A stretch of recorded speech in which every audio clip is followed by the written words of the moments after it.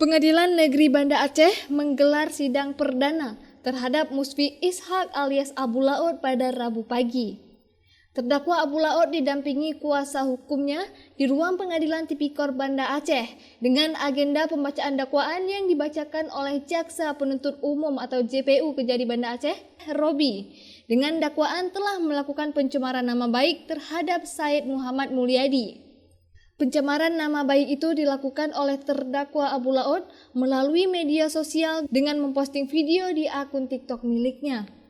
Usai mendengarkan pembacaan dakwaan, Abu Laut berkoordinasi dengan kuasa hukumnya Mahathir. Mahathir mengatakan terhadap kliennya dirinya mengajukan permohonan penangguhan penahanan dan eksepsi kepada Majelis Hakim Pengadilan Negeri Banda Aceh yang disampaikan saat sidang berlangsung. Untuk pembacaan dakwaannya, kita ikuti aja apa yang didakwakan oleh jaksa penuntut umum. Namun kita akan mengajukan eksepsi, nanti apa yang akan disampaikan itu akan disampaikan pada penutupan tanggal 20. Kita ajukan penangguhan penahanan atau pengalihan penahanan. Nanti hakim memutuskan mau penangguhan, mau pengalihan, yaitu kita serahkan ke majelis hakim. Dan itu sudah kita ajukan, tinggal kita tunggu pertimbangan dari majelis hakim. Terkait mau dikabulkan dan kan itu hak yang mau diberikan syukur, nggak diberikan kita juga harus hargai.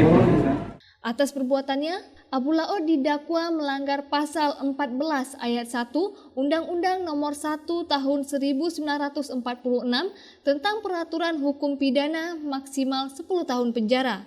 Jungto pasal 27 ayat 3, Jungto pasal 45 ayat 3 Undang-Undang Nomor 19 Tahun 2016 tentang perubahan atas Undang-Undang Nomor 11 Tahun 2008 tentang informasi dan transaksi elektronik maksimal 4 tahun kurungan penjara.